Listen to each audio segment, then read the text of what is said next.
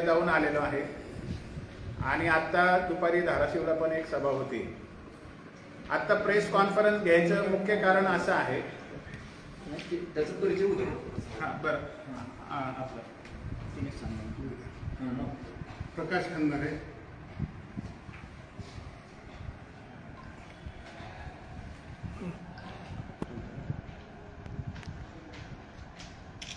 मी नंदकुमार गवारी, माजी जिल्हाध्यक्ष मराठा सेवा संघ। सर धर्मवीर कदम, माजी जिल्हाध्यक्ष मराठा सेवा संघ।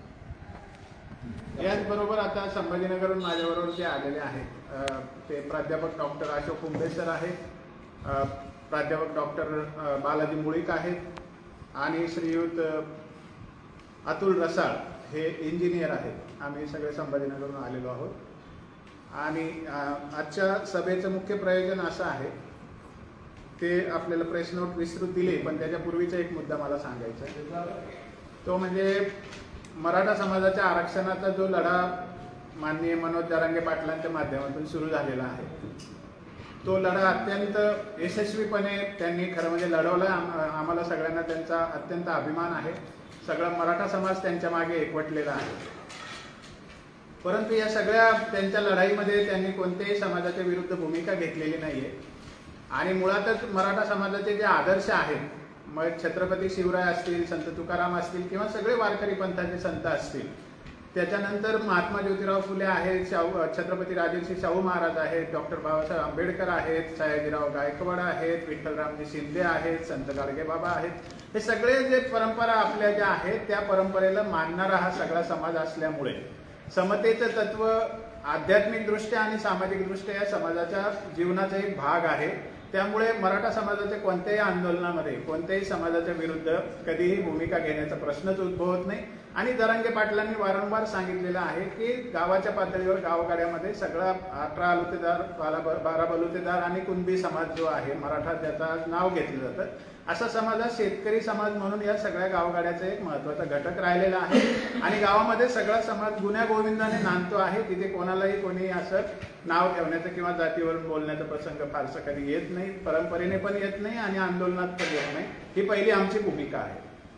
परंतु या सगळ्या आंदोलनाच्या मध्यावरती श्रीयुत छगनराव भुजबळ यांनी ओबीसीचं नेतृत्व करण्याच्या भानगडीमध्ये मराठा समाजावरती अनेक आरोप करायला सुरुवात केलेली आहे आणि मग ते यांनी काही प्रतिक्रिया द्यायची, त्यांनी काही प्रतिक्रिया द्यायची आणि विषय जो आहे ओबीसीच्या नेतृत्वाच्या नादामध्ये मराठा समाजाच्या विरोधात त्यांनी जे आरोप करायला सुरू केलेले आहे, तो पण आमच्या खरं तर या सगळ्या आजच्या प्रवासाचा उद्देश आहे की त्याचेही स्पष्टीकरण समाजापर्यंत जावं आणि त्याचबरोबर अनेक आता मागच्या 2 दिवसामध्ये श्रीयुत छगन भुजबळ साहेबांच्या ज्या मुलाखती सगळ्या चॅनलने लावलेल्या आहेत, खरं म्हणजे प्रत्येक चॅनल जेव्हा एखाद्या माणसाची अशी मुलाखत लावतं तेव्हा काहीतरी त्याच्यामध्ये पेड न्यूज टाईप भूमिका असते, तशा प्रकारचा वास त्यांच्या मुलाखती मागे दिसून येतो आणि मुख्य मुद्दा असा आहे की त्यांनी जे सांगितलेलं आहे ते मला या ठिकाणी एक अभ्यासक म्हणून त्याचं स्पष्टीकरण द्यायचं। पहिला मुद्दा जो आहे की मराठा समाजाला आरक्षण अनेक आयोगांनी नाकारलं किंवा 1950 पासून मराठा समाजाला सगळ्या आयोगांनी आरक्षण नाकारलं, अशा पद्धतीचं सुप्रीम कोर्टामध्ये पण मराठ्यांच्या विरुद्ध बोललं गेलं आणि त्याच्यानंतर मराठा समाजाचं आरक्षण घालवण्यामध्ये ते पण एक कारण झालेलं आहे। त्यामुळे हा प्रचारात नेहमी मुद्दा असतो की सगळ्या आयोगांनी मराठा समाजाचं आरक्षण नाकारलेलं आहे, तर त्याचं स्पष्टीकरण देणं पण आत्ता माझा उद्देश आहे। दुसरी गोष्ट अशी की छगन भुजबळ साहेब असं म्हणतात की आम्हाला ओबीसी जाती ज्या आता आरक्षणात आहेत त्यांना बीडी देशमुख समितीने आरक्षण दिलेलं आहे, त्याचं पण मला स्पष्टीकरण द्यायचं आहे। तिसरा मुद्दा जो येतो तो 23 मार्च 1994च्या GRने नेमकं काय घडलेलं आहे त्याचं पण मला स्पष्टीकरण द्यायचंय आणि त्याचबरोबर आता राज्य मागासवर्ग आयोगाकडे एक पत्र दिलंय राज्य शासनाने मराठा समाजाचं सर्वेक्षण करण्यासाठी, त्याच्याबद्दलची भूमिका मांडणे हा पण माझा एक मुख्य उद्देश आहे आणि त्याशिवाय मराठा आंदोलनाचं जे आता काय होणार, आपल्याला आरक्षण मिळण्यामध्ये काय काय आता बिंदू समोर येत आहेत आणि सरकारची काय धोरणं समोर येत आहेत त्याच्याबद्दलही मला बोलायचं आहे। तर पहिला मुद्दा असा की मराठा समाजाला आरक्षण नाकारलं का आयोगाने, तर याच्यामध्ये कालेलकर आयोग 55 साली आला होता, त्याने मराठा समाजाला आरक्षण नाकारलं नाही. तर मराठवाडा आणि विदर्भामध्ये मराठा समाजाचा मराठा कुणबी म्हणून समावेश कालेलकर आयोगामध्ये होता, पण तो आयोग स्वीकारला नाही, त्यामुळे त्याचं फारसं आता काही महत्व राहिलं नाही. पण त्यांनी मागासलेल्या घटकामध्ये मराठा समाजाला मराठा कुणबी म्हणून घेतलं होतं. त्याच्यानंतर बीडी देशमुख समितीचा जो अहवाल आलेला आहे, बीडी देशमुख समितीचा अहवाल हा माझ्याजवळ आहे. भुजबळ साहेबांनी कदाचित आयुष्यात तो बघितलेला नसावा. या अहवालामध्ये कोणत्याही जातीचं मागासलेपण तपासलेलं नाही.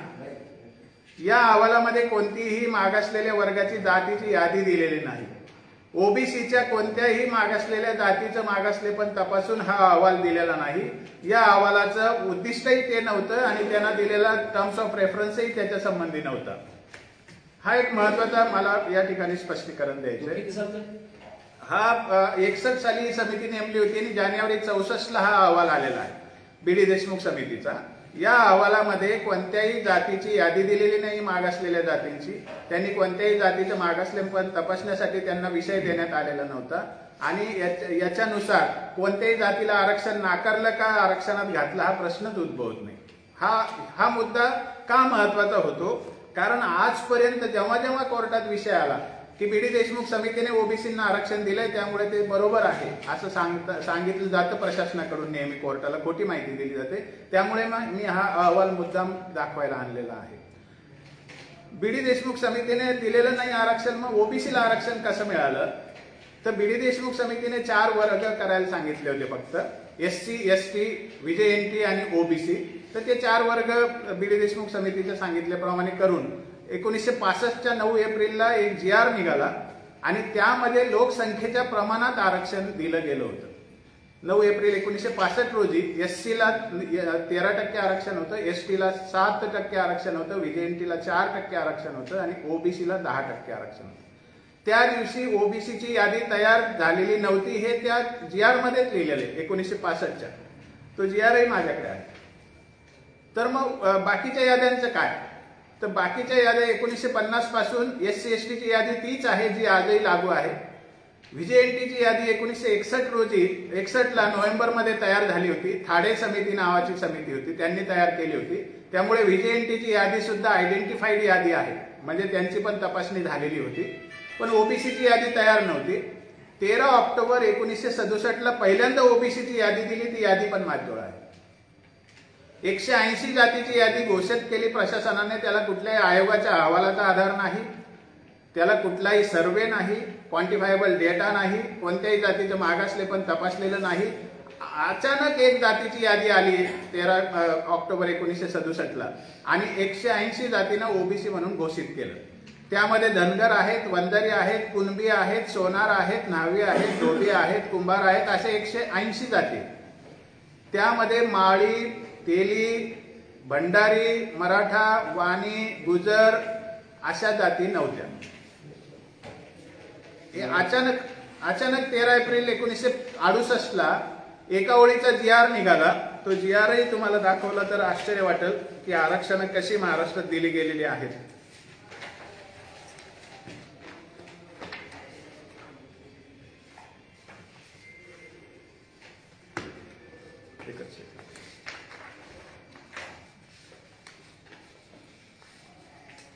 अशोक आणलं नाही का GR 2-4 GR याच्यात.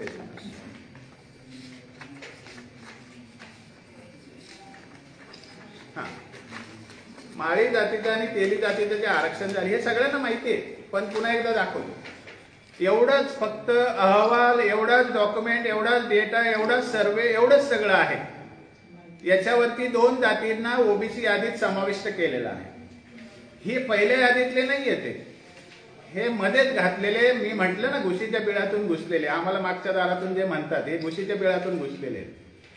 आणि याच्यामध्ये काय म्हटलेलं आहे की 13 ऑक्टोबर 1967च्या यादीत सुधारणा करून खालील जातीचा समावेश 182 आणि 183 वर करण्यात आला. तर त्याची 24 एप्रिलला लगेच 8 दिवसाने थोडी बदल करून त्यांचे क्रमांक फक्त बदलले, तेली आणि माळी.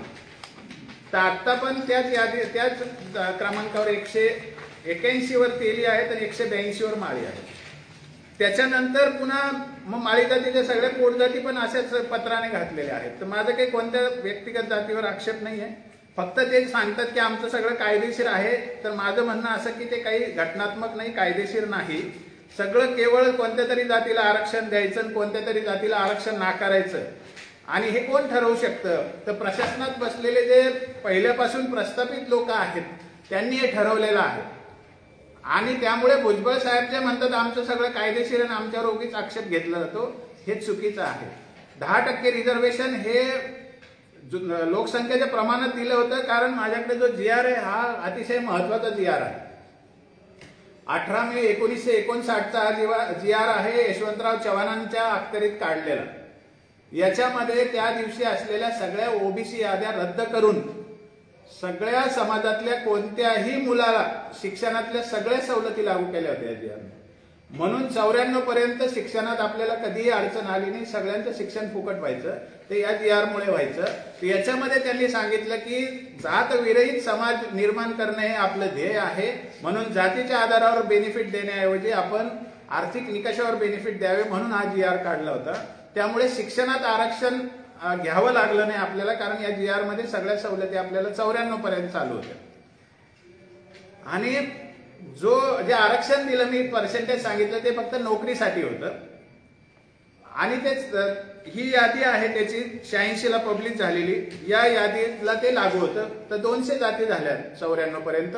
मंडल आयोगाची जी केस झाली म्हणतात ती मंडल आयोगाची केस नव्हती, ती केस होती Indira Sahni versus union of India. तर त्या केसचा पण मला तुम्हाला सांगणं आवश्यक आहे, कारण त्याच्यावरून पण गैरसमज केले जातात. जसं कालेलकर आयोग 55 साली आला तर तो घटनेच्या नियमानुसार 340(3) नुसार संसदेत मांडावा लागतो. संसदेने त्याला स्वीकारावं लागतं तर तो व्हॅलिड होतो. तर तो व्हॅलिड झाला नाही. तसंच मंडल आयोग सुद्धा 31 डिसेंबर 1980 रोजी आला तर त्याला सुद्धा संसदेने व्हॅलिड केलेलं नाही, संसदेसमोर ठेवलेलं नाही, मान्यता दिलेली नव्हती. तो आयोग अहवाल व्हॅलिड नसल्यामुळे तो लागू करण्याचा प्रश्नच नव्हता. VP सिंगांनी भाषणात सांगितलं असेल की मी मंडल आयोग लागू करतो, पण जेव्हा GR निघाला तेव्हा GR मध्ये मंडल आयोग लागू न करता ही जी यादी होती, राज्यांमध्ये अशा याद्या होत्या, ही 1986 ची यादी आहे. या याद्यांना फक्त केंद्र स्तरावर 27% आरक्षण दिलं होतं, मंडल आयोगाच्या यादीला नव्हे. आणि या याद्यांच्या आधारे या राज्यात आरक्षण होतं, केंद्रात आरक्षण नव्हतं इंदिरा साहनी पर्यंत. तर या जातींना केंद्रामध्ये पण आरक्षण लागू केलं 27%. एवढंच त्या GRचं महत्व आहे. आणि सुप्रीम कोर्टाने इंदिरा साहनीमध्ये तेच व्हॅलिड केलं की राज्यामध्ये त्या जाती आरक्षण घेत आहेत त्यांना केंद्रामध्ये सुद्धा बेनिफिट मिळावे. आता तुम्हाला माहिती द्यायची की राज्यामध्ये यादी असते त्याला राज्यातले बेनिफिट मिळतात, केंद्रामध्ये एक यादी असते त्याला केंद्रातले बेनिफिट मिळतात. केंद्र म्हणजे रेल्वे असेल, LIC असेल, बँका असतील, अशा केंद्रीय आस्थापनामध्ये रिझर्वेशन मिळतं. आणि ते सुद्धा जे आरक्षण लागू झालं ते पण नोकरीपुरतच होतं, शिक्षणातलं आरक्षण नव्हतं इंदिरा साहनीने लागू केलेलं ते पण. त्यामुळे मंडल आयोगाचं नंतर जे नावं सांगितली जातात, मंडल आयोगाने असं केलं, मंडल आयोगाने तसं केलं. मंडल आयोग हा व्हॅलिड आयोग नाही, कोणत्याही कोर्टाने त्याला मान्यता दिली नाही आणि सुप्रीम कोर्टाने त्याला मान्यता दिलेली नाही. हा पहिला मुद्दा. मग केंद्रामध्ये जेव्हा हे आरक्षण लागू झालं या जातीतल्या म्हणजे या यादीतल्या जातींना, एवढंच या निर्णयाचं महत्व आहे. इंदिरा साहनीमध्ये सुप्रीम कोर्टाने राज्यामध्ये मंडल आयोग लागू करा असा आदेश दिलेला नव्हता. भुजबळ साहेब हे सांगतात की इंदिरा साहनीने सुप्रीम कोर्टाने आम्हाला ते आरक्षण द्यायला सांगितलं. ते धादांत खोटं आहे. तसं सुप्रीम कोर्टाचा निकाल नाहीये. सुप्रीम कोर्टाचा निकाल फक्त राज्यातल्या यादीला केंद्रात आरक्षण देण्याचा आहे. आता पुढचा मुद्दा असा येतो की किती टक्के ओबीसी किती टक्के बाकीचे. तर असं सांगितलं जातं की मंडल आयोगाने 52% ओबीसी म्हटलंय, त्यामुळे आम्ही 52% आहोत असं नेहमी म्हटलं जातं. आता मंडल आयोगाच्या यादीमध्ये ओबीसी 52% आहेत, तर मग मराठा किती टक्के हेही सांगावं लागेल. त्या यादीमध्ये मराठा 2.21% फक्त आहे. जिथे 52% ओबीसी तिथे मराठा 2.21% आहे. तिथे जाट आहे, तिथे वैश्यवाणी आहे, तिथे कायस्थ आहेत, तिथे ब्राह्मण आहेत. मग ते सगळे पण जुळावे लागतील ना आपल्या यादीशी. मग जर ते 52% जर मंडलच्या यादीने धरले असते तर मग मराठा 2.21 समजून अल्पसंख्य समजून आरक्षणात घ्यायला अडचण काय तुम्हाला? म्हणून मंडलचा फक्त ओबीसीचा आकडा खरा आणि बाकीच्या जातीचे आकडे जुळवायची आपली जबाबदारी नाही का? मग तर केंद्रीय पातळीवर जातीचे रचना वेगळ्या आहेत आणि लोकसंख्या वेगळ्या आहेत. 27% आरक्षण जे केंद्रात दिलं त्याच्यात मराठा 2.21% होता आणि ओबीसी 52% आहे हे गृहीत धरलेली गोष्ट आहे. परंतु ते तितकेच राज्यामध्ये आहेत हे म्हणणं सरासर खोटं आहे. त्याचं कारण असं की 10% आरक्षण देताना लोकसंख्येच्या प्रमाणात आरक्षण दिलेलं आहे 65 मध्ये, ते 94 मध्ये 52% कसे होतील ओबीसी? तर हे सांगण्याचं कारण असं की सुप्रीम कोर्टाने राज्यामध्ये 4 महिन्यामध्ये आयोग जे नेमायला सांगितले होते तसा आयोग नेमून आरक्षणात जे काही करायचं ते आयोगामार्फत करायला सांगितलं होतं. ते न करता 23 मार्च 1994 रोजी एक GR काढला आणि त्या GR मध्ये विजयंतीपूर्वी 4% होते तर त्यांना फक्त 5.5% आरक्षण दिलं, म्हणजे 1.5% त्यांना आरक्षण वाढवलं आणि त्यांना 2 गटात विभागणी केली. तर ते आधी पण 2 गटातच होते.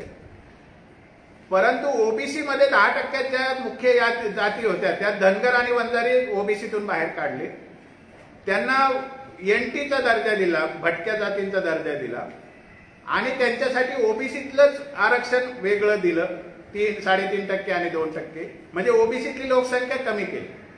आणि त्या GR नुसार जे पूर्वी 10% आरक्षण होतं ते आरक्षण 30% पर्यंत नेऊन पोहोचवलं.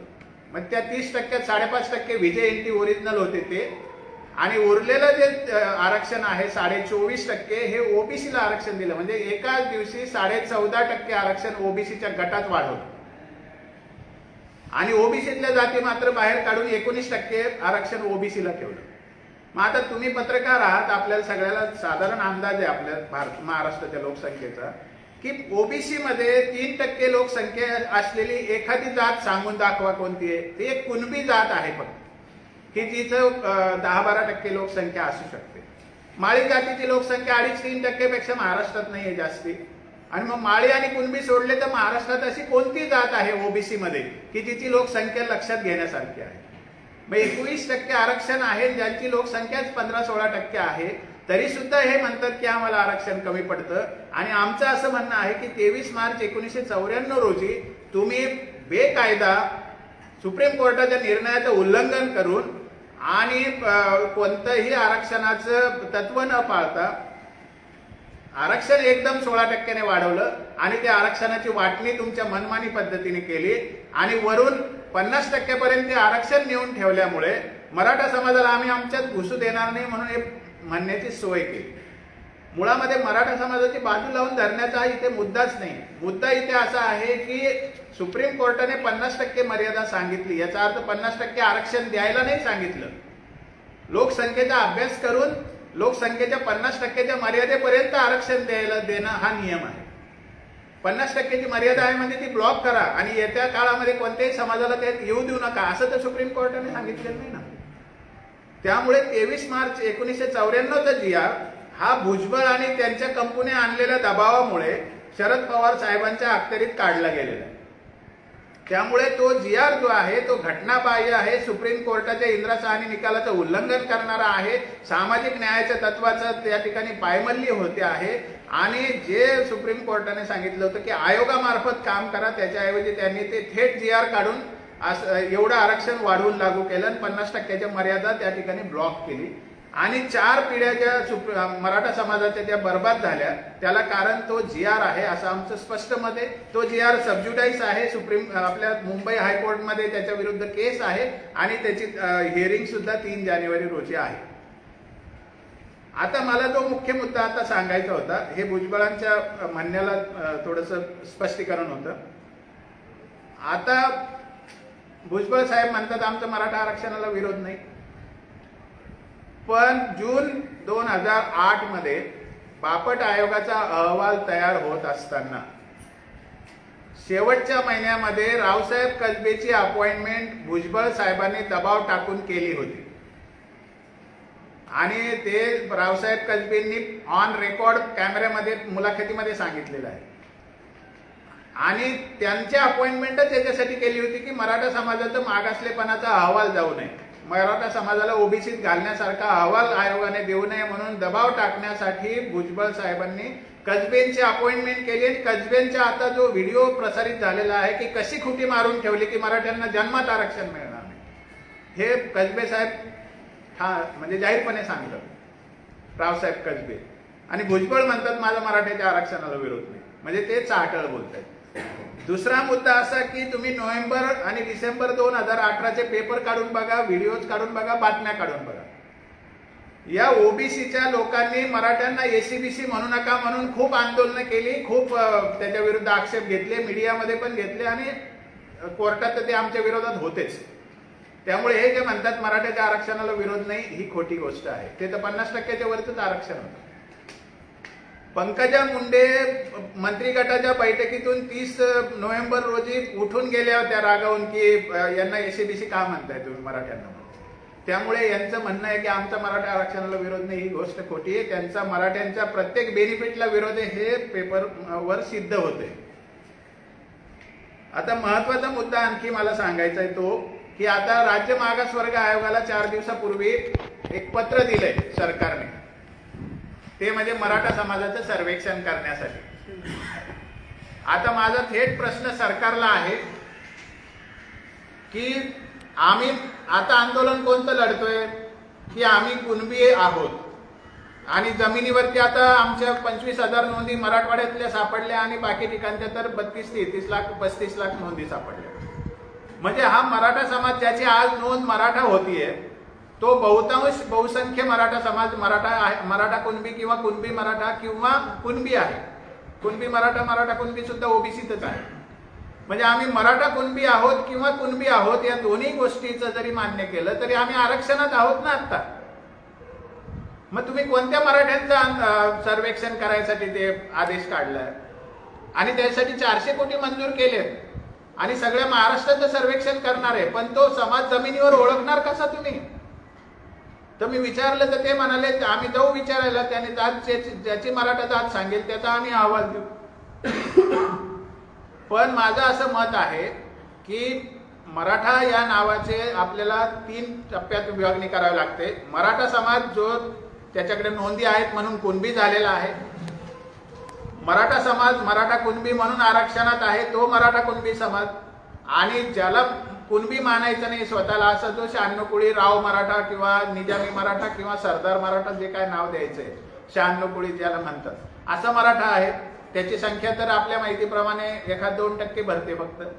म्हणजे त्याच्यासाठी 400 कोटीचं सरकारने बजेट ठेवलंय का. तर सरकारला पहिल्यांदा हा निर्णय करावा लागेल की तुम्ही कोणत्या मराठ्याचं सर्वेक्षण करणार. मग आम्ही मराठा कुणबी तर आमचा निर्णय काय करणार तुम्ही. म्हणजे आमचा निर्णय करण्याचं पेंडिंग ठेवून तुम्ही आयोगाचं सर्वेक्षण करून काय करणार आहात. तर या आयोगाचं जे सर्वेक्षण सुरू झालं त्याचे 2 प्रश्न आलेत. एक तर मराठा कोण हे तुम्हाला आधी सांगावं लागेल आणि आम्ही तर मराठा कुणबी आहोत किंवा कुणबी आहोत तर आमचं सर्वेक्षण करायला आम्ही मागतच नाही, आमचा तर त्याला पाठिंबा असण्याचं काही कारणच नाही आहे. दुसरा मुद्दा याच्यामध्ये असा आहे की आमच्या प्रश्नाचं काय करणार तुम्ही. आम्ही असं सुरुवात झाली आंदोलनाला तेव्हा काय सांगितलं होतं की आमच्याकडे आम्ही मराठा कुणबी आहोत 1 जून 2004च्या GR नुसार, तर आम्ही शेतकरी आहोत कुणबी आहोत हे पूर्वापार अनेक रेकॉर्डवरून आता 1881ची जनगणना असेल, 1884चे सगळे गॅजेटियर असतील, 1909चा हैदराबाद गॅजेटियर असेल, या सगळ्यातून आता हे सिद्ध झालं की आम्ही कुणबी आहोत. मग आम्ही कुणबी आहोत तर आम्हाला कुणबी दाखले द्या, सरसकट कुणबी दाखले देणं ही मागणी आमची आहे. आणि मग त्या मागणीला डावलण्यासाठी सरकार आता खेळी काय करतंय. अशी पण बातमी येते की आता येत्या हिवाळी अधिवेशन जे आहेत विधानमंडळाचं त्याच्यामध्ये एक अध्यादेश आणून 50%च्या वरचे एक आरक्षण द्यायचं सरकार नियोजन करते. आणि ते गाजराची पुंगी वाजली तर वाजली अशा भाषेमध्ये एकदा आरक्षण देऊन टाकायचं, आंदोलन थांबवून टाकायचं, मग कोर्टात लटकलं तर लटकलं. अशा भूमिकेत सरकार असण्याची आम्हाला जास्ती आता शंका येते, कारण या बातम्या पण येऊन गेलेल्या आहेत की अध्यादेश आणण्याची शक्यता आहे. तर आमचं सरकारला स्पष्ट सांगणं आहे की तुम्ही ही भूमिका पहिल्यांदा निश्चित करा की आमचं सरसकट कुणबी दाखल्याचं तुम्ही काय करणार आहात. आणि मग आयोगाकडे सर्वेक्षणाचा विषय येतो आणि मग अध्यादेश काढण्याचा विषय येतो. ही सगळ्यात पहिला मुद्दा आहे. दुसरा मुद्दा असा आहे की सरकार समजा मराठा समाज म्हणून आम्हाला सर्वेक्षणात घेऊ इच्छित असेल तर आम्ही मागासलेले ठरल्यानंतर ओबीसीत 50% मर्यादेत तुम्ही आम्हाला घालणार आहात का? आरक्षण न मिळण्याचा मुख्य मुद्दा मराठा समाजाचा आहे. 50% वर आरक्षण देण्याची सरकारची भूमिका आहे म्हणून अडकतंय ते आरक्षण. ते याच्यामुळे अडकत नाही की मराठा समाज मागासलेला नाहीये. तुम्हाला मी एक उदाहरण देतो की मागच्या 25 वर्षामध्ये इंदिरा साहनी झाल्यानंतर राज्यामध्ये जेवढ्या जातींना आरक्षण मिळालं आणि केंद्रामध्ये जेवढ्या जातींना आरक्षण मिळालं त्याच्या कोणत्याही जातीचा सर्वे झालेला नाहीये. आयोगाच्या कार्यपद्धतीमध्येच 50 ते 150 प्रश्नावल्या घेण्याची पद्धत आहे. मग हे जर आयोगाची कार्यपद्धती आहे, भारतातल्या आणि महाराष्ट्रातल्या कोणत्याही जातीचं शासकीय सेवेत प्रतिनिधित्व किती याची गोष्ट पण नाहीये, कुठे उल्लेख पण नाही, आकडा पण नाहीये, तरी त्या लोकांना ओबीसीत घालून आरक्षण दिलं जाते. मग मराठ्यांचं जेव्हा आरक्षणाचा विषय येतो तेव्हा तुम्हाला कशाला पाहिजे 400 कोटीचं सर्वेक्षण? म्हणजे मराठा समाज हे दुय्यम नागरिक आहे अशी सरकारची भूमिका या ठिकाणी दिसून येते. हा सगळ्यात मोठा लांछनास्पद आणि निषेधार्ह विषय आहे की मराठ्यांचा जेव्हा विषय येतो तेव्हा तुम्हाला व्यापक सर्वेक्षण का लागतं? मराठ्यांचा जेव्हा विषय येतो तेव्हा तुम्हाला मोठ्या मोठ्या संस्था का नेमाव्या लागतात? मराठ्यांचा जेव्हा विषय येतो तेव्हा तुम्हाला 50% वर का जावं लागतं? कोणत्याही ओबीसीतल्या किंवा राजकारणातल्या माणसाने जो म्हणतो की ओबीसीला धक्का न लावता मराठ्यांना आरक्षण देऊ, त्याला आमचा प्रश्न आहे की तू कोणत्या अधिकारात ते म्हणतो? घटनात्मक दृष्ट्या तुला तसं म्हणण्याचा अधिकार आहे का? कारण ओबीसी हा एक प्रवर्ग आहे. आपल्या राज्याला ओबीसी या प्रवर्गात टाकण्यासाठी एक कोटा ठरवून दिलेला आहे आणि त्या कोट्यामध्ये जो सामाजिक शैक्षणिक दृष्ट्या मागासलेला ठरेल त्याला त्याच्यात जायचा अधिकार आहे. आता त्या कोट्यात आरक्षण घेणाऱ्या कोणत्याही घटकाला म्हणण्याचा अधिकार नाही की आम्ही दुसऱ्याला ओबीसीत येऊ देणार नाही. घटनात्मक बाजू ही आहे. राजकीय नेत्याने एकदा तरी सांगितलं का नाही मराठ्यांना ओबीसीत द्यायचं जर तो एलिजिबल ठरला तर? आणि आता हा प्रश्न विचारला जावा. आम्ही विचारणारच आहोत. आम्ही सगळ्या आमदारांना हा प्रश्न विचारणार आहे की तुम्ही याचं उत्तर द्या की तुम्ही असं का म्हणता की मराठ्यांनी ओबीसी देऊ नये? तुम्हाला कोणी अधिकार दिला असं म्हणतात? ही घटनात्मक दृष्ट्या एकदम घटनाबाह्य गोष्ट आहे, बेकायदेशीर गोष्ट आहे, नागरिकांच्या मध्ये भेदभाव करण्याची गोष्ट आहे जे 16(1) आणि 15(1) मध्ये म्हटलेलं आहे. आणि तिसरी गोष्ट आहे, न्यायासमोर आम्हाला डिस्क्रिमिनेट केलं जात आहे म्हणून आर्टिकल 14चा पण याच्यामध्ये संबंध आहे. म्हणजे आर्टिकल 14, आर्टिकल 16(1), आर्टिकल 15(1) खाली भंग होतो जर कोणी म्हणत असेल की मराठ्यांना आम्ही ओबीसीत येऊ देणार नाही किंवा मराठ्यांना विद्यमान ओबीसी कोट्यात आम्ही आरक्षण देणार नाही, ओबीसीच्या आरक्षणाला आम्ही तसूभरही धक्का लागू देणार नाही. ही भाषा आहे, ही टोटली घटनाबाह्य भाषा आहे आणि ही खरं म्हणजे नमूद करण्यासारखी गोष्ट आहे. मराठा समाजाच्या जखमा अजून बळबळवण्याचा किंवा त्यात मीठ चोळण्याचं सरकार किंवा राजकारणी लोक किंवा ओबीसीतले लोक काम करतात. आता एक बातमी माझ्याकडे आलेली आहे. हिंगोलीला सभा होते, तिथे कोणीतरी धमकी दिलेली आहे की जरांगेंना आम्ही इकडे फिरू देणार नाही, ओबीसीच्या विरुद्ध कोणी बोललं तर आम्ही त्याला तंगड्या तोडू, मुडदे पाडू, असे खूप भाषा काहीतरी ऐकायला आली. पत्रकार मला सांगत होते. मी ते ऐकलेलं नाही त्यामुळे त्याच्यावर जास्ती भाष्य करणार नाही. मी एवढंच म्हणेन की महाराष्ट्रामध्ये मुख्यमंत्री आहेत, उपमुख्यमंत्री आहेत, गृहमंत्री आहेत, ते त्याची दखल घेतील. कोण काय बोललं त्या प्रत्येक गोष्टीला उत्तर देणं हे काय आमचं काम नाही. आता एक शेवटचा मुद्दा आहे की सुप्रीम कोर्टामध्ये मराठ्यांना आरक्षण मिळालं नाही म्हणजे ते पात्र नाहीत असा त्याचा अर्थ होतो, असं नेहमी सांगितलं जातं. सर्वोच्च न्यायालयासमोर विषय मराठा समाज मागासलेला आहे की नाही हा नव्हता ओरिजिनली. जेव्हा 2 जजेसने तो विषय पुढे ढकलला, मोठ्या बेंचकडे पाठवला, त्यावेळेला फक्त 102 व्या घटना दुरुस्तीचा विषय पुढे पाठवला होता आणि 50% वरचं आरक्षण आहे म्हणून ते देतात येणार नाही असा निर्णय त्या 2 जजेसनेच केला होता. मग जेव्हा 50% वरचं आरक्षण आहे असं म्हणून तो निकाल दिलेला होता तेव्हा मराठा समाज मागासलेला आहे की नाही याचा अहवालावर चर्चा करण्याचा प्रश्नच उद्भवत नव्हता. आणि पुढे जरी गेला असला तो निर्णय तरी त्या निर्णयामध्ये एकाच जजने त्याच्यावरती अहवालावरती जे आक्षेप घेतलेले ते एकाच जजने घेतलेले, बाकी 3 जजेसने आक्षेप घेतलेले नाहीये. त्यामुळे तो अहवाल आमचा आजही जिवंत आहे, न्यायमूर्ती गायकवाड आयोगाचा अहवाल. दुसरी गोष्ट, त्यांचा आक्षेप एकाच मुद्द्यावर आहे, ते म्हणजे मराठा समाजाचं शासकीय सेवांमध्ये पुरेसं प्रतिनिधित्व आहे. मी आता तुम्हाला हा अहवाल दाखवतो. हा 2017चा शासकीय सेवेतील कर्मचाऱ्यांचा डेटा आहे. हा अहवाल शासनाचा आहे. दरवर्षीचा अहवाल पब्लिश होतो. 2022 पर्यंत हे अहवाल उपलब्ध आहे. त्याच्यामध्ये आता आरक्षणात असलेल्या घटकांचं किती प्रमाण आहे नोकरीमध्ये ते तुम्हाला मी एका दमात वाचून दाखवतो. सांगा. हे तर तुम्हाला मी फोटो पण काढते. याच्यामध्ये अनुसूचित जाती ज्या आहेत त्यांचं एकूण 17.90% शासकीय सेवेमध्ये प्रमाण आहे. अ ब क ड 4 याच्यामध्ये. अनुसूचित जमाती ज्या आहेत त्याच्यामध्ये 9.6% प्रमाण आहे. आता विमुक्त जाती व भटक्या जमाती यांचं एकूण आरक्षण आहे 11%. त्यांचं नोकरीत प्रमाण आहे 14.40%. विशेष मागास प्रवर्गाचं आरक्षण आहे 2%. त्यांचं 2.70% प्रमाण झालंय. विशेष मागास प्रवर्गाचं आरक्षण आहे 2%. नाही रिपीट नाही झालं. विशेष मागास प्रवर्ग ठीक आहे सॉरी. इतर मागास वर्ग जे आता आपले विषय आहे यांचं आरक्षण आहे 19%. त्यांचं नोकरीतलं प्रमाण झालंय 24.90%. त्यांचं आरक्षण 19%, 24.90% प्रमाण झालंय.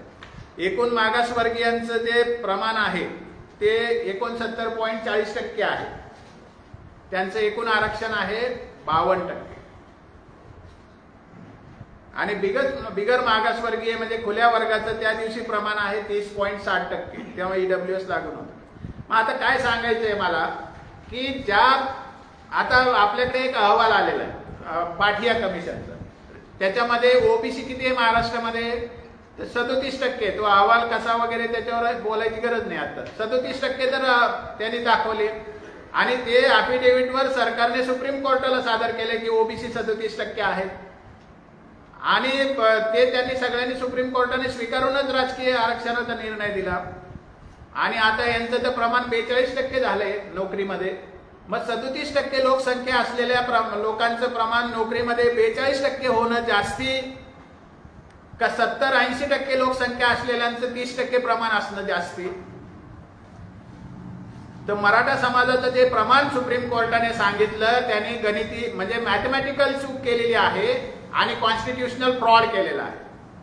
म्हणजे गणिती पद्धतीची चूक कशी आहे? नोकरीतलं प्रमाण बघायचं असेल तर 100%च बघावं लागतं. पण त्यांचा अट्टाहास आहे की नाही मी खुल्या वर्गातच फक्त कम्पेअर करीन. करा, हरकत नाही.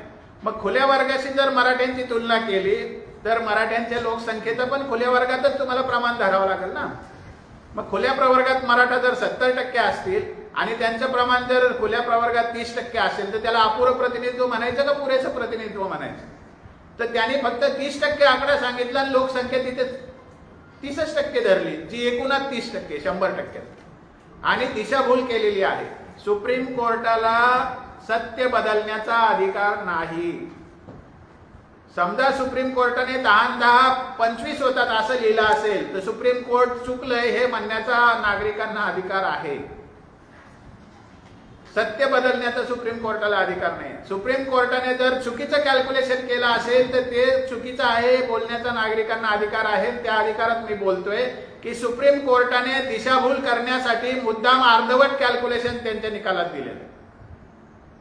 त्याची गणिती पद्धती तर चुकलेलीच आहे पण त्यांची संवैधानिक सुद्धा त्यांनी चूक केलेली आहे असं आमचं स्पष्ट मत आहे. नाहीतर त्याचं कारण सांगतो मी काय. घटनेमध्ये 16(4) मध्ये काय म्हटलेलं आहे? राज्य शासनाच्या किंवा केंद्र शासनाच्या मताप्रमाणे एखादा वर्ग जर शासकीय सेवेत पुरेसा प्रतिनिधित्व नसेल त्याला आरक्षण द्यायची तरतूद आहे. पण त्याच्यामध्ये मत राज्य शासनाचं मत आहे. In the opinion of the government असा शब्द आहे आणि त्या मताला किंमत आहे. म्हणजे इथे कॉन्स्टिट्युशनल कमिशनने सांगितलंय की हे इनएडिक्वेट रिप्रेझेंटेड आहे. इथे राज्य शासनाच्या प्रत्येक आमदाराने पाठिंबा देऊन सांगितलंय की हा समाज इनएडिक्वेटली रिप्रेझेंटेड आहे. तर घटनेने सुप्रीम कोर्टाला असा अधिकार दिलेला नाही की हे दोन्ही खोटं बोलत आहेत असं म्हणण्याचं. आणि तिथे खोडसाळपणाचं आम्हाला जास्ती मला दिसतंय. आणि मी स्पष्ट सांगतोय एक नागरिक म्हणून, कारण घटनेमध्ये नागरिक सर्वोच्च आहे, देशामध्ये नागरिक सर्वोच्च आहे. त्यामुळे याच्यात कॅल्क्युलेशनमध्ये चूक झालेली आहे आणि घटनात्मक दृष्ट्या सुद्धा ती आमच्या दृष्टीने चूक आहे. त्याचं दुसरं एक कारण सांगतो. पुरेसं असणं आणि अपुरं असणं याला तुलना करावी लागते, कारण ही तुलनात्मक रिलेटिव्ह कन्सेप्ट आहे. तर पुरेसं आहे हे तुम्ही कशाच्या आधारावर सांगितलं की इतकं पर्सेंटेज पुरेसं असतं आणि इतकं पर्सेंटेज पुरेसं नसतं, याला काहीतरी तुम्हाला तर्क सांगावं लागेल. एक शेवटचा एका सेकंदाचा मुद्दा आहे की सुप्रीम कोर्ट जे म्हटलं ना मराठा समाजाचं प्रतिनिधित्व पुरेसं आहे, तर पुरेसं आहे की नाही याचा आधार काय. तर भारतामध्ये एकाही आयोगाने आणि एकाही न्यायालयाने किती प्रतिनिधित्व पुरेसं असते याचा निकाल दिलेला नाही. सुप्रीम कोर्टाच्या या म्हणण्याला की हा समाज पुरेसा आहे शासकीय सेवेमध्ये, त्याला पुरेसं प्रतिनिधित्व आहे असं म्हणणं याला आधीचा कोणताही आधार नाही. त्यामुळे सुद्धा तो निर्णय आम्हाला चुकीचा वाटतो. एकतर आयोगाच्या अहवालाचा विषय नव्हता, कारण 50% वरचं आरक्षण होतं.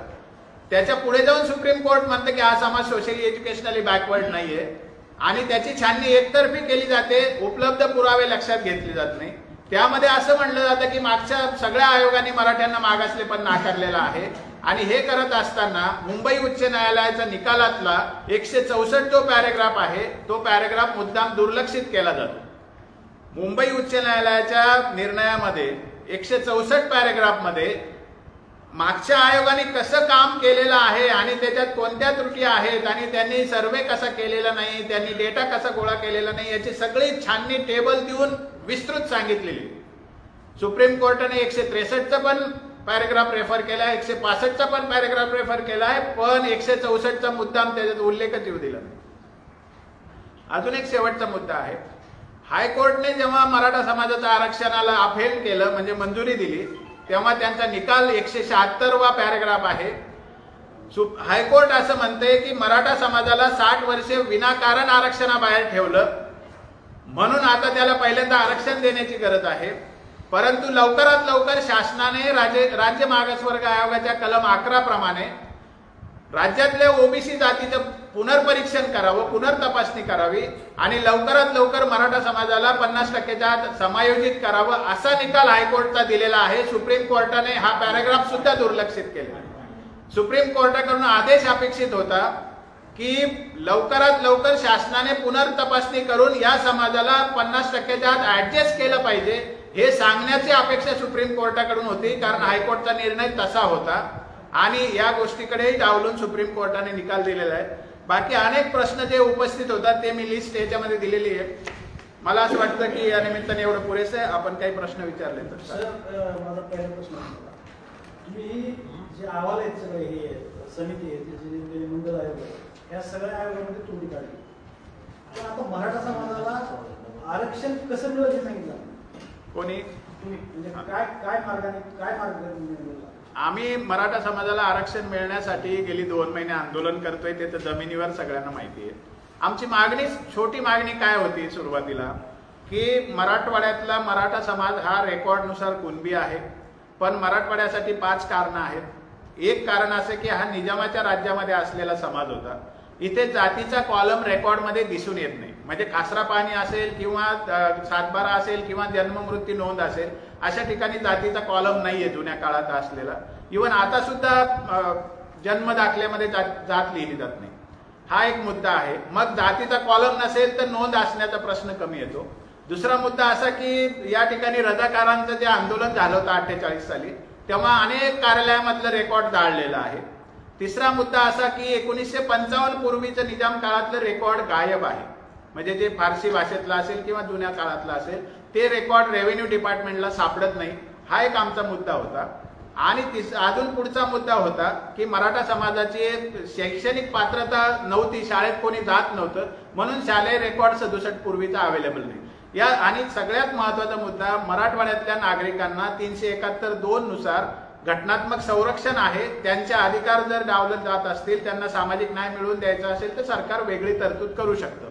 म्हणून त्या आधारावर आम्ही सरकारकडे मागणी केली होती की मराठवाड्यातला समाज मराठा कुणबी समाज आहे जो की 1 जून 2004 नुसार घटनात्मक दृष्ट्या आरक्षणात आहे, तर आम्ही मराठा कुणबी आहोत, फक्त आम्हाला आमच्याजवळ मराठा कुणबी नोंद नसल्यामुळे दाखले मिळत नाही, तर तुम्ही आम्हाला दाखले देण्याची तरतूद करावी, एवढीच मागणी होती. त्याच्यासाठी 29 मेला एक समिती नेमली होती, त्याने 3 महिने काम केलं नाही, म्हणून 7 सप्टेंबरला शासनाने न्यायमूर्ती संदीप शिंदेची समिती नेमली. मग त्यांनी रेकॉर्ड शोधायला सुरू केलं, तेव्हा त्यांना मग 25,000 24,000 नोंदी सापडल्या. आता तर आम्ही सिद्धच झालेलो आहोत, आता महाराष्ट्रातही 35 लाख नोंदी सापडल्या. आता तर सिद्धच झालेलो आहोत की आम्ही कुणबीच आहोत, आम्ही मराठा कुणबी आहोत आणि दोन्ही जाती आरक्षणात आहेत. त्यामुळे आम्हाला दाखले देण्यासाठी सरसकट एखादा GR काढावा, कारण आता मराठवाड्यातलाच प्रश्न शिल्लक आहे, बाकी ठिकाणी तर मोठ्या प्रमाणात सापडलेले आहेत नोंदी. मग मराठवाड्यातला समाज काही निजामकालीन कारणामुळे जर त्याच्यातून बाहेर राहत असेल तर त्याला कोणती जातीचे दाखले देण्याचे सरकारने एक परिपत्रक काढावं. असे परिपत्रक महाराष्ट्रात अनेक काढलेले आहेत. त्यातले एक उदाहरण सांगतो की समजा मुस्लिम समाजाच्या OBC जातीमध्ये आरक्षण आहे, पण त्यांची जातीची नोंद नसते. मग त्यांना काय केलं तर 19 ऑक्टोबर 1995 सरकारने एक पत्र काढलं की मुस्लिम समाजाची जातीची नोंद नसते, त्यामुळे त्यांचं जे व्यवसाय आहे ते जसं दावा करत असतील त्यांचा व्यवसाय इतर कोणत्या जातीशी जर जुळत असेल, ती जात जर आरक्षणात असेल तर त्यांना जातीचे दाखले त्या जातीचे द्यावेत ज्या जातीचा ते व्यवसाय करतात.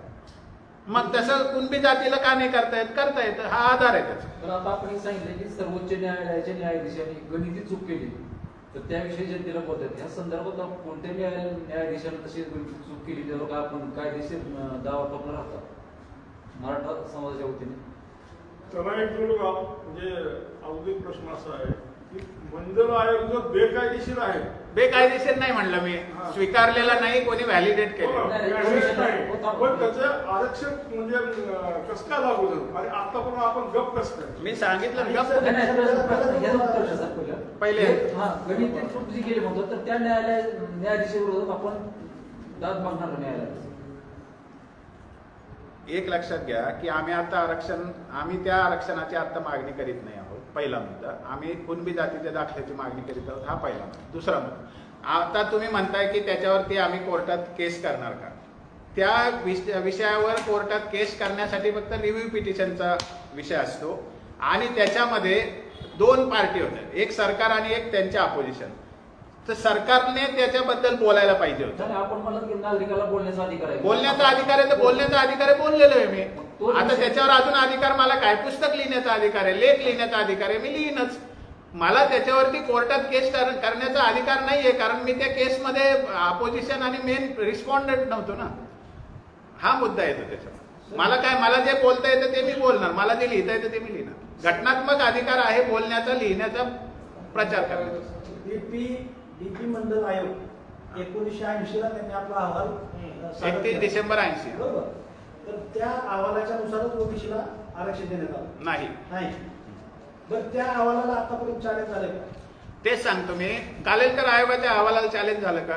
नाही झालं, कारण जो अहवाल स्वीकारलेला नाही, मान्यता दिली नाही, त्याला चॅलेंज करण्याचा प्रश्न येत नाही, पहिली गोष्ट. दुसरी गोष्ट, मी सांगितलं की ही जी म्हणजे तो GR आहे, GR महत्वाचं लक्षात घ्या तुम्ही. आरक्षण कशाने मिळालं? GR ने मिळालं. त्याला त्यांनी मेमोरंडम म्हटलेलं, गव्हर्नमेंट मेमोरंडम. त्याच्यामध्ये एवढंच म्हटलेलं आहे की राज्यामध्ये ज्या याद्या आता चालू आहेत त्या दिवशी, म्हणजे 13 ऑगस्ट 1990 रोजी, त्या यादीतल्या जातींना आम्ही केंद्रीय पातळीवर 27% आरक्षण लागू करीत आहोत, एवढंच त्याचा आदेश आहे. आणि मग केस कशावर उभी राहिली? त्या GR वरच उभी राहिली ना. आरक्षण कोणतं दिलं होतं? GR मध्येच दिलेलं होतं.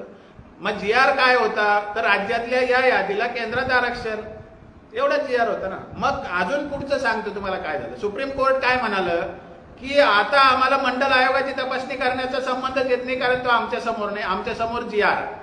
मग आता तुम्हाला कोणाला वाटत असेल की या GR मध्ये ज्या याद्या आहेत जातीच्या, त्यांचं परीक्षण झालेलं नसेल, तर मग आम्ही आयोगाची रचना सांगतोय. 4 महिन्यानंतर आयोग फॉर्म होणार आहे, त्या आयोगाने त्या जातीच्या तपासणी करून घ्यावी. अजून मंडल आयोगाच्या जातीचा समावेश झालेला आहे, तो जर त्या यादीत नसेल तर तशा जातीचं परीक्षण पण आयोग करू शकतो. पण कुठल्याही परिस्थितीत त्या GRच्या पलीकडे काही जाऊन करणं हे सरकारला अधिकारच नव्हता, कारण ते त्या कोर्टाने सांगितलेलंच नव्हतं. त्यांना आयोगाकडे नेऊन काही करता येतं, आयोगाचा रिपोर्ट घेऊन काही करता आलं असतं, पण त्यांनी आयोगाला डावलून एका GRने सगळं आरक्षण वाढवणे, त्याचं डिस्ट्रीब्युशन करणे. त्याच्यात अजून सगळ्यात मोठी चूक झालेली त्या दिवशी काय, 23 मार्च 1994 ला, की इंदिरा साहनीने तर शैक्षणिक आरक्षण सांगितलंच नव्हतं.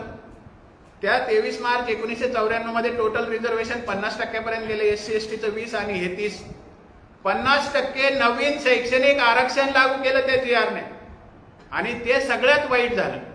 कारण यशवंतराव चव्हाणांचा जो GR आहे तो चालू होता तोपर्यंत कोणीच ओरड करत नव्हतं, कारण आपण सगळे फुकट शिकलो ना तेव्हा. आणि जेव्हा ग्लोबलायझेशन आलं, खेड्यापाड्यातल्या सगळ्या मुलांना शिकायची उमेद आली, शहरात सगळे लोक शिकू लागले, नोकऱ्यांच्या मागे धावू लागले, तेव्हा शिक्षणातली अडचण मराठा समाजाच्या 4 पिढ्यांना आली. आणि खरं दुखणं हे आहे, लक्षात घेण्यासारखी गोष्ट आहे. खरं दुखणं यशवंतराव चव्हाणांचा निर्णय 23 मार्चला फिरवला, हेच जास्तीत दुखणं आहे. पवार साहेबांनी निर्णय फिरवला म्हणायचा. शरद पवार साहेबांनी मुख्यमंत्री होते, सगळं केलं भुजबळ साहेबांनी. पूर्वी मराठाप्रमाणे पूर्वी लिंगायत, पूर्वी मारवाडी सुद्धा जाती सापडतात. त्यात त्याच्यात आश्चर्य काही नाहीये. मी पुन्हा सांगतो, फार सोपा प्रश्न तुम्ही चांगला विचारला, की आता आरक्षणात मारवाडी नावे आहे, लिंगायत माळी आहे, लिंगायत नावे आहे, लिंगायत कुंभार आहे. जोड जात असेल आणि त्यातली एक जात जर आरक्षणात असेल तर दुसरीला आपोआप आरक्षण मिळतं. त्याच्यासाठी 30 ऑगस्ट 1968चं पत्रच आहे, त्याच्यानुसार शेकडो जाती आरक्षण घेत आहेत आता. त्यामुळे लिंगायत कुणबी असेल त्या पत्रानुसार आरक्षणाला पात्र आहेत. मारवाडी कुणबी असेल ते आरक्षणाला पात्र आहेत जर त्यांनी अर्ज केला तर, कारण मारवाडी नावे आरक्षण घेत आहेत आता. 50%च्या वरी आरक्षण देणार म्हणून सगळे म्हणतात, त्यांचा थेट विरोध आहे. त्यांचं म्हणणं आहे की 50% आरक्षणात धक्का न लावता मराठा समाजाला आरक्षण देईल असं मुख्यमंत्री उपमुख्यमंत्री सगळ्यांचं म्हणणं आहे. त्यांचं थेट ते घटनात्मक चूक करतायत. चूक करते नाही, थेट विरोध आहे का आमचा? त्यांचा आमदार खासदार जे बोलतात का 50%च्या वर आरक्षण, त्यांचा मराठा आरक्षणाला विरोधच आहे. इथले खासदार ते म्हणतात 50%च्या वरच आरक्षण द्या. कोणीही म्हणू, मी व्यक्तीचं नाव घ्यायची गरज नाही, कारण प्रत्येक जण म्हणतोच. या प्रतिक्रियेवर तुमची भूमिका काय असणार आहे? आमची भूमिका असं आहे की ते घटनात्मक फ्रॉड करता आहे. ते संविधानाचं पायमल्ली, आज संविधान दिवस आहे, संविधानाच्या दिवशी संविधानाची शपथ घेऊन मी सांगतो की ते चूक करतायत. कारण असं आहे की आरक्षणाचा कोटा ठरवून दिलेला असतो, तोच घटनात्मक कोटा असतो. 50% त्यांनी कोटा दिला ना, त्याच्यात ती वाटणी झालेली, ओबीसीचा कोटा इतका, याचा कोटा इतका, तर ओबीसीचा 32% कोटा आहे, त्याच्यातच देणं हेच कायदेशीर असतं, त्याच्या बाहेर देणं कायदेशीर असं आहे. जे विरोध करतायत त्यांच्याबद्दल तुमची भूमिका, मराठा समाजाची भूमिका काय असणार? आमची भूमिका, आमचा त्यांना विरोध आहे, हीच भूमिका असणार ना. काय भूमिका असणार? सर, कुणबी शब्दाचा प्रॉब्लेम येतोय कुठेतरी. काही आता मध्ये नारायण साहेब म्हणले, परत साताऱ्यामध्ये काही विरोध झाला, तर ही कुणबी जे आहे तो प्रॉब्लेम कोणाला येतो? मराठा लोकांना येतो. मराठा कुणब्यांना नाही येत ना. मराठा कुणबी आरक्षणात आहे की नाही? 1 जून 2004च्या GR प्रमाणे. मी आता, माझा बाप सालदार होता 50च्या दशकामध्ये. माझ्याकडे आमचे वडील, आता नंतर आम्हाला 5-6 एकर कुळाची जमीन मिळाली, 4 एकर आमची वडिलोपार्जित जमीन आहे. तेव्हापासून तर आतापर्यंत माझ्या आईकडचे, मामाकडचे, पोरांचे सगळे व्याही किंवा बहिणीकडचे सगळे नातेवाईक शेतकरी. आमचं जिंदगीच शेतात गेली. मग आता मी कुणबी नाही का? माझं तर कोणी बापदादा, मला किती पिढ्यात आठवत नाही कोणी लढायला गेला होता. मग कुणबी असण्याचा पुरावा काय द्यायचा? अजूनही व्यावसायिक जात आहे ना. नावी जर असेल, त्याने दुकान चालवत असेल पिढ्याने पिढ्या, तर त्याला नावी म्हणण्याची पद्धत आहे. व्यावसायिक जात आहे की नाही आपली. मग आम्ही कुणबी आहोत. ज्याला वाटतं मी फक्त मराठाच आहे, त्यातला एक मुद्दा असा येतो की कोकणामध्ये हा मुख्यत्वे प्रश्न येतो. कोकणामध्ये मराठा समाज हा कुणब्या बरोबरीचा नाहीये. कुणब्यांवर प्रचंड अन्याय झालेला आहे तिकडे, म्हणून ते कुणबी वेगळे आणि आम्ही मराठा कुणबी वेगळे. कारण एका जातीमध्ये पुष्कळ पोट जाती असतात. कोणते? ते कोकणी कुणबी म्हणतात. त्यांचं प्रचंड, म्हणजे ते त्यांना अन्याय झालेला आहे. त्यांना पाणी सुद्धा वरून द्यायचे. शूद्र तर आम्ही पण आहोत, पण त्यांना प्रत्यक्ष अस्पृश्यासारखी वाटतं. त्यामुळे त्यांचा विरोध खूप मोठा आहे. म्हणजे कुणबी लोकांचाही विरोध आहे मराठ्यांना कुणबी म्हणण्यात, आणि मराठा लोकांचाही विरोध आहे त्यांना कुणबी म्हणून घेण्यात. पण आमचं तसं नाही ना. 1881च्या जनगणनेच्या अहवालात काय म्हटलंय की without any distinction Kunbis are found in Marathwada only, म्हणजे हैदराबाद स्टेट ओनली. म्हणजे आम्ही फक्त कुणबी आहोत, आम्हाला कोणतंच विशेषण लागत नाही, आणि आमच्या नशिबी आलं की आम्हाला कोणतंच आरक्षण मिळत नाही. म्हणजे हे दुखणं आहे आमचं 60 वर्षाचं, ते आता आम्ही समोर आणतोय. बाकी काय सर, ह्या सगळ्या प्रक्रियेवर क्युरेटिव्ह पिटिशनचा कसा प्रभाव असेल? क्युरेटिव्ह पिटिशन आणि आयोगाचं सर्वेक्षण हे युजलेस जॉब आहे. हे लोकांची फसवणूक आहे. 400 कोटी जनतेच्या टॅक्स मधून जात आहेत. सगळ्या जनतेने त्याच्या विरुद्ध खरं तर आवाज उठवला पाहिजे. त्याचं कारण असं आहे की क्युरेटिव्ह मध्ये काय होणार आहे सर, तर तुम्ही अजून पुरावे देणार, पण मूळ मुद्दा बदलणार आहे का? 60%, 50%च्या वरचं आरक्षण मग ते व्हॅलिडच होणार नाही. मग ते कशाला क्युरेटिव्ह खेळत बसायचं? तुम्ही 50%च्या आत आणणार का विषय? घटनात्मक मर्यादेत आणणार का विषय? नाहीच आणणार तर किती क्युरेटिव्ह करून काय होणार? सरकार देईल का? कारण सरकार या संदर्भात बैठक घेतली मंत्रालयात आणि पत्रकार परिषद येण्यापूर्वी एक म्हणतात की ऐकल काय त्यांनी मला तुला सांगायचं निघून जायचं. तसेच आता पण काय वाटत नाही का? नाही आमचा प्रयत्न, आमचं आंदोलन कुठे थांबलं? त्यांची मर्यादा कुठे संपली आहे? शिंदे समितीचं काम चालू आहे की नाही? ती अकॅडमिक समिती आहे. शिंदे समिती प्रशासनिक समिती आहे, शिंदे समिती आयोग नाही आहे. तर त्यांचं काम इमानदारीने चालू आहे, तोपर्यंत डाऊट घ्यायचं आम्हाला तर काही कारण नाही. आणि ते त्यांच्या पद्धतीने काम करतायत. त्यांचा रिपोर्ट येईल तेव्हाच होईल ना काही. यांचं म्हणणं आहे समिती काम करते, पण शासनात बसलेले शासन जे प्रतिनिधी आहेत तेच म्हणतात की मराठा समाजाला कोणत्याही आरक्षणात हक्क न होता मराठा समाजाला आरक्षण देण्यात येईल. 50%ची मर्यादा वाढून. आता तुम्ही पण सगळे सुज्ञ आहात की आता पश्चिम महाराष्ट्र, विदर्भ, खानदेश, उत्तर महाराष्ट्र, पश्चिम महाराष्ट्र किती नोंदी सापडल्या? मग ते तर आरक्षणात आलेत ना. आता फक्त मराठवाड्यात नोंदी नाही म्हणून हे अस्पृश्य झालो का आम्ही? बरं त्यांचं वजन आहे का? त्यांनी टच केलं नाही का ओबीसीला? ते राजकीय आरक्षण सुद्धा घेतात. आम्ही तर राजकीय आरक्षण पण मागितलं नाही. आम्हाला तर बस शैक्षणिक आणि नोकरीतला आरक्षणाचा प्रश्न आहे. मग आता आम्हीच घोडं मारलं का ओबीसीचं की आमचंच ओझं होतं? बाकी सगळे झाले ना 70% ऑलरेडी. तर याच्याबद्दल आम्हाला दिल्यानंतर सरकारने 10% 5% वाढवावं ना जर ओझं होत असेल तर. कोणी विरोध केला त्याला? पण ओबीसीत आम्ही गेल्यानंतर वाढवायचं, ते आमच्यासाठी नाही वाढवायचं, नाही तर वेगळं पुन्हा कोर्टात जाऊन ते रद्द होतं. मग इतरांना खुश करण्यासाठी अशी भाषा वापरतात का ते मराठा समाजाचे नेते? इतरांना खुश करण्यासाठी अशी भाषा वापरतात का? त्यांना न्यूनगंड आहे असं फार तर म्हणू. सर किती मोठ्या प्रमाणात कुणबी दाखले आता सापडत आहेत किंवा सापडलेले आहेत? आधी पण होते सर ते, आता फक्त नोंदी समोर. त्या पुराव्यांच्या आधारे कुणबी ओबीसीचे प्रमाणपत्र का दिले गेले नाहीत त्यावेळेस? सगळ्या काढलेले आहेत ना भरपूर. त्यावेळेस त्यावेळी आता एवढ्या मोठ्या प्रमाणात सापडलेले आहेत. मग आता जे सापडलेले पुरावे आहेत त्याचा उपयोग अगोदर का केला गेला नाही? त्या सरकारने सर हा या मुद्द्याचा शोध फक्त मराठवाड्यासाठी बोलता येतो आपल्याला. बाकी पश्चिम महाराष्ट्रामध्ये किंवा विदर्भामध्ये तर 60 वर्षापासून आरक्षण घेतातच ना. त्यांनी आधी कुठे दाबून धरले? त्यांना तर मिळतच. उत्तर महाराष्ट्रामध्ये पण मिळतं, नाशिक जिल्ह्यात पण मिळतं, नगरमध्ये 90% लोकांना कुणबी मिळतंय ऑलरेडी. मग आता पलीकडे समजा काही 5-10% ऍडिशनल सापडले असतील, पण बाकीचे तर ते घेतच होते ना. याच्यातून काय झालं की त्या सगळ्याच्या सगळ्या नोंदी नव्याने आल्यासारख्या दाखवू लागले. असं नाही ना, त्यातल्या बऱ्याच लोकांनी आधी आरक्षण घेतलेलं आहे ना कुणबी म्हणून. त्याच्यामुळे ते नवीन नाहीत त्या नोंदी. मराठवाड्यात फक्त 20-22 हजार ज्या काय सापडल्या त्या नवीन आहेत.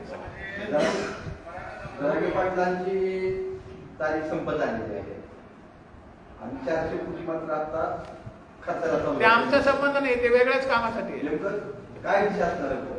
तेच सांगतो मी. सरकारने काय केलंय, त्यांना क्युरेटिव्ह पिटिशन लढण्यासाठी मोठा डेटा करायचा आहे की 50%च्या वरचा आम्ही टिकवून दाखवू असं म्हणण्यासाठी. आतापर्यंत आयोगानं दिलं, मागासवर्गीय आयोगानं पण मराठवाडा याच्यामध्ये घ्या म्हणून बिनशर्त पाठिंबा त्यावेळेस दिला होता. मग त्याच्यामुळेच आम्ही म्हणतो ना आपण ते पैसे वाचवावेत आपले 400 कोटी. आता ते तर वाचणार नाही. 70 वर्ष म्हणजे पूर्ण राज्यकर्ते हे मराठा समाजाचे, तरी सुद्धा एवढा मोठा अन्याय आपण कसं काय सहन केला?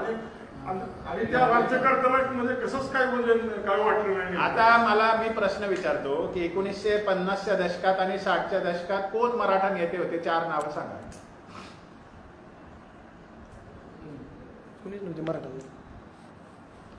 कोण मंत्री होते मराठा? त्यांची 4 नावं सांगा. ते तर केंद्रात होते, पण ते एकटेच दिसतात ना, दुसरे कोण? 50च्या दशकात म्हणजे 50 ते 60 आणि 60 ते 70 मध्ये. अरे शरद पवार 67ला पहिल्यांदा आमदार, 67ला पहिल्यांदा आमदार झाले. शंकरराव चव्हाण नंतर पिक्चर मध्ये आले. मी 60 म्हणजे 50 ते 60 आणि 60 ते 70 मध्ये सांगा ना कोण होता मराठा नेता? 4 नावं सांगा बरं. 60 ते 70 मध्ये यशवंतराव चव्हाण होते, ते एकटेच होते. 4 म्हटलं ना मी.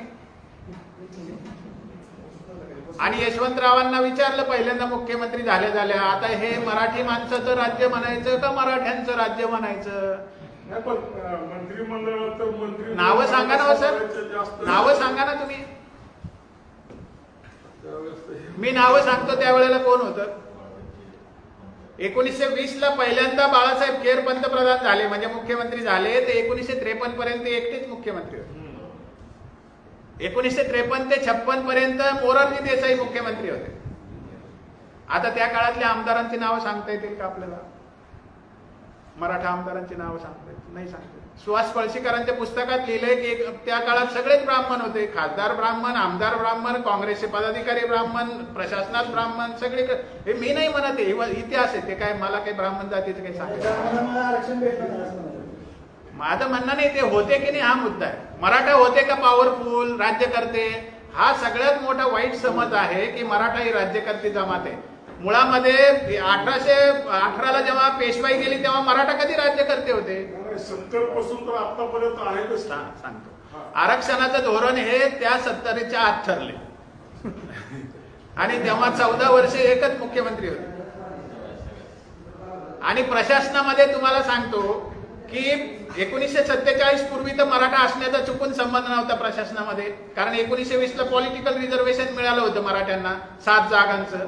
म्हणजे ते पॉलिटिकल रिझर्वेशन शैक्षणिक आणि आर्थिक मागासलेपणाच्या आधाराने मिळालं होतं. 50 पर्यंत आपलं राजकारणात काही नव्हतं, प्रशासनात काही नव्हतं. 70 पर्यंत यांची ताकदच नव्हती. पुढे आरक्षणच नाही तर प्रशासनात मराठा आला कुठून? सर एक आता पण मराठा समाजाला आरक्षण जर मिळालं तर त्यानुसार पॉलिटिकल जे आरक्षण आहे त्याचं चित्र कसं असेल? मी तुम्हाला तेच सांगतो की पॉलिटिकल रिझर्वेशन हे 243D आणि T अनुसार मिळतं. आणि शैक्षणिक आणि सामाजिक रिझर्वेशन जे आहे ते 16(4) आणि 15(4) नुसार मिळतं. 2 तरतुदी भिन्न आहेत की नाही? मग 2 तरतुदीची यादी पण भिन्न पाहिजे ना हो. हे सगळा गौड बंगाल घोळ आहे ना इथे महाराष्ट्रामध्ये आरक्षणाचा. जो सामाजिक मागासलेला तो राजकीय मागासलेला कसा असेल? कारण आणि हेही माहिती आहे आपल्याला की गरीब समाज जास्ती मतदान करतो. त्याला मतदानाची जाणीव नाही असं तर म्हणू शकत नाही आपण. झोपडपट्टीतला समाज जास्ती मतदान करतो. त्याला फक्त 2 गटाला आरक्षण आहे कॉन्स्टिट्युशनली, ते म्हणजे SC आणि ST ला. महिलांना आरक्षण देता येतं कारण ते आयडेंटिफाईड असतात, ते महिला आहेत म्हणून. ओबीसीचं राजकीय आरक्षण द्यायचं तर तुम्हाला प्रत्येक मतदारसंघ निहाय कोणती जात मायनॉरिटी हे शोधावं लागेल. म्हणजे ग्रामपंचायतीत प्रत्येक गावात ते शोधावं लागेल इथे कोणती जात मायनॉरिटी आहे. ते इतकं सोपं नाही. ट्रिपल टेस्ट कोणीच पाळत नाही, सगळा फ्रॉड आहे. पण आमचं म्हणणं असं आहे की तुम्ही 2 वेगळ्या याद्या करा, आमचं काही दुखणं नाही. माझं म्हणणं काय, पहिलं कायदेशीर बाब समजून घ्या. 243D आणि 243T मध्ये स्थानिक स्वराज्य संस्था आणि पंचायत राजमध्ये आरक्षण मिळतं. त्याची यादी वेगळी असली पाहिजे. आणि 16(4) आणि 15(4) ची यादी वेगळी असली पाहिजे. म्हणजे हा घोळच होणार नाही. राजकीय ओबीसी आणि इकडचे ओबीसी वेगळे होतील आणि मग हा भांडण होणार नाही. अजून एक स्पष्ट सांगायला काही अडचण नाही. गायकवाड आयोगाने 2 लाख निवेदनं गायकवाड आयोगाला दिली. 45,000 कुटुंबाचं सर्वेक्षण केलं. सगळ्यांनी सांगितलं आम्हाला राजकीय रिझर्वेशन नको म्हणून. मराठ्यांनी कुठे राजकीय रिझर्वेशन मागितलं? तेव्हा आधार होऊच शकत नाही ना भांडण्याचा. एक तर तुम्ही चूक करता, घटनात्मक 2 तरतुदी एकात एक मिक्स करता. वरून पुन्हा मराठ्यांना राजकीय लाभ घेण्यासाठी आरक्षण पाहिजे असा आरोपही करताय. हे चुकीचं आहे ना. सगळी परिस्थिती पाहता 50% आपण आरक्षण घेऊ शकतो. आम्ही गेलेलोच आहे ना. आता कुणबी जातीचे दाखले तर किती लोकांना पाहिजे? 10%च राहिले ना आता बाहेर. मग मराठवाड्यावर अन्याय होतो तर मराठवाड्यासाठी थोडं सवलत द्यायला काय हरकत आहे?